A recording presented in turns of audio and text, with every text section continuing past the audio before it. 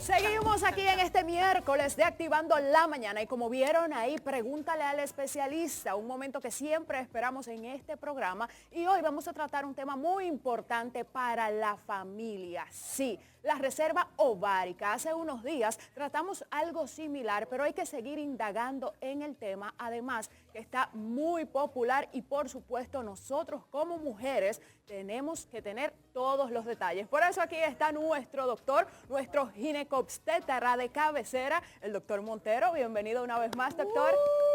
Bienvenido a su casa, doctor. Para mí un honor compartir con ustedes, con la sociedad dominicana y con todos los que nos escuchan a través de las diferentes plataformas digitales a nivel nacional e internacional. Gracias, doc. Un tema de mucho interés social de la infertilidad, relacionado con la infertilidad, las pruebas de reserva ovárica. Y eso tiene una razón importante, porque la inclusión de la mujer en el ámbito laboral, en el ámbito político, en el desarrollo económico de la sociedad, ha hecho que eso es positivo, pero ha hecho que postergar la maternidad a razón de esas cuestiones tenga una implicación importante en la fertilidad de la mujer. Vámonos por lo simple para que la gente pueda entender partiendo de este término qué es una reserva ovárica y por qué en estos tiempos se ha vuelto tan importante hablar de ella. Sí, es que la mujer tiene una vida predeterminada de óvulos que se van a agotar a medida que pase el tiempo. De hecho, el factor edad es el factor pronóstico más importante de estos óvulos. Entonces, cada mujer nace con una vida predeterminada y en cierto punto, en cierto momento, a veces por condiciones ambientales, a veces por condiciones también patológicas, esta reserva ovárica se puede agotar. Entonces nosotros tenemos pruebas que pueden evidenciar este pronóstico de reserva ovárica. A ver, doctor, precisamente hablando de estas pruebas para determinar cómo está tu reserva ovárica, hay que también delimitar cuál sería una reserva ovárica normal, porque me imagino que como cada ser humano es muy distinto, en este caso cada mujer es muy distinto, pueden suscitarse situaciones en que tal vez la mujer tenga 35 y posea una buena reserva ovárica aún. Hábleme de las edades óptimas, sobre todo para incurrir en los procedimientos que usted va a explicar y si esto puede suceder con respecto a las pruebas. ¿Cuál sería realmente mi normal cantidad o número, no sé cómo usted lo puede identificar, en cuanto a reserva ovárica? Ok, sí, hay diferentes pruebas que se pueden realizar para determinar la reserva ovárica. Entre ellas está el recuento de folículos antrales, eso es contar cuántos folículos tiene el ovario. También nosotros podemos mandar a hacer pruebas analíticas en hormonas, que son las FSH, la LH, el estradiol y también la hormona antimuleriana. Entonces nosotros englobamos todo en conjunto y le podemos dar un factor pronóstico en relación a la reserva ovárica. Nosotros no podemos decir, de hecho, la antimuleriana está muy bajita, ya tiene una pobre reserva ovárica, no.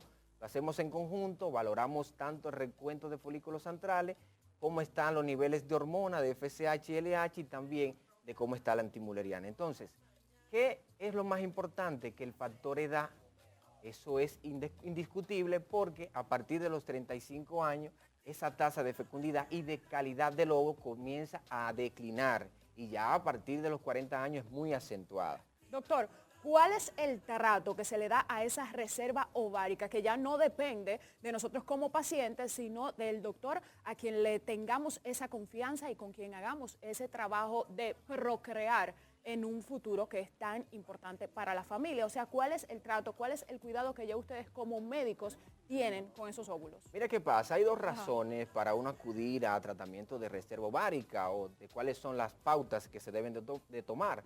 Hay condiciones o razones médicas y no médicas. Por ejemplo, tú tienes 34, tienes 35 años, no tienes una decisión de tener un hijo a corto y mediano plazo, entonces nosotros orientamos en base a la calidad de los ovarios a decirte, no, mira, tú no tienes próximo a tener hijos, lo recomendable es que puedas, por ejemplo, guardar los óvulos y en el momento que tú decidas, entonces ya tú tienes una reserva guardada y puedas estar en un tratamiento de reproducción asistida.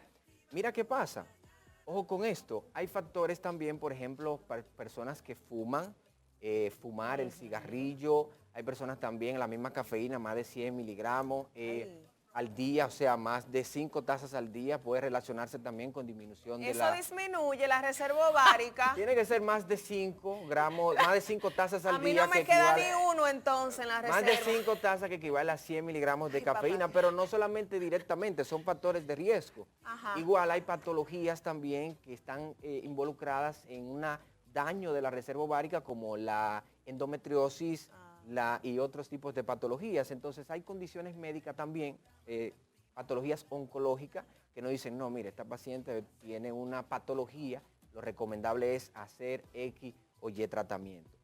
Ujú, sí, entonces ya yo soy ese paciente que, digamos, una mujer 35, 36, 37 años, diga, ya la edad ideal se me pasó, pero aún así a esta edad yo no estoy segura si es el momento que yo quiero tener hijos, pero me gustaría aumentar mi reserva ovárica. ¿Esa mujer puede hacer algo? Mira qué pasa, ¿qué hay que tener en cuenta para nosotros hablar con Ajá. relación a la edad y la infertilidad? Ajá. La infertilidad nosotros la podemos definir como una paciente que está teniendo relaciones durante un año y no puede quedar embarazada sin utilizar anticonceptivos, ya tienes el diagnóstico de infertilidad. O si la paciente tiene más de 35 años, con solo 6 meses ya tú haces el diagnóstico de infertilidad, porque lo que nosotros no queremos es que esa paciente esté tratando de quedar embarazada en un año y no lo logre, y ya cuando vaya a tener o querer un tratamiento ya no sea, o la calidad de ese óvulo no sea pertinente, no sea necesario. Entonces, ¿qué pasa? Ahí, por ejemplo, yo estaba en Europa, en tratamientos de prácticas de fertilidad, yo decía, wow, pero nosotros vamos encaminados a tener pacientes de 38, 39 años que van a querer tener su primer hijo a esa edad y no tienen la orientación importante de que a partir de los 35 años esa tasa de fecundidad comienza a declinar. Y no solamente a declinar, que la calidad de ese óvulo tiende a tener riesgo de malformaciones cromosómicas, como síndrome de Down, patología metabólica, parto prematuro, trastorno hipertensivo.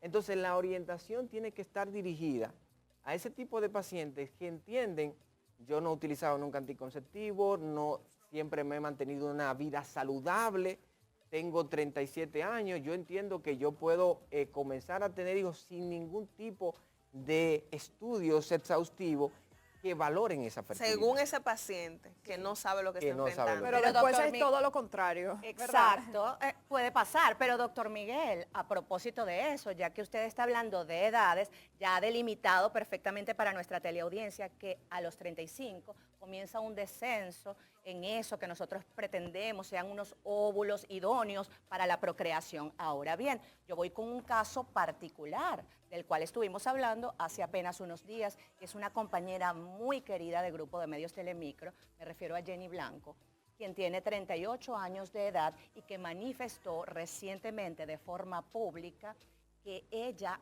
ahora quiere ser madre y que le ha pasado el tiempo.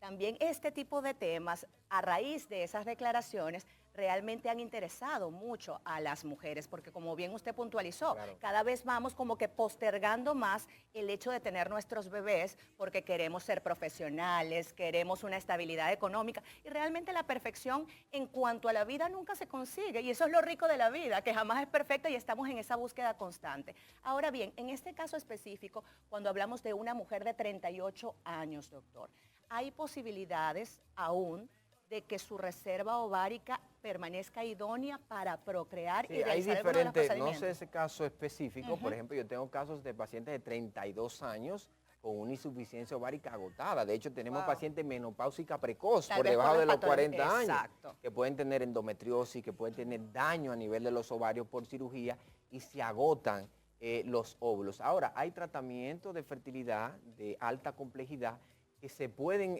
hacer en ese tipo de pacientes. Por ejemplo, tenemos donaciones de óvulos. Por ejemplo, pueden donarse óvulos y a través de fecundación in vitro se puede unir el óvulo con el espermatozoide e implantarse a la paciente. O sea, hay técnicas para lograr el embarazo. Entonces, cada día más está avanzando los tratamientos de fertilidad porque es una condición médica única que no implica a una sola persona.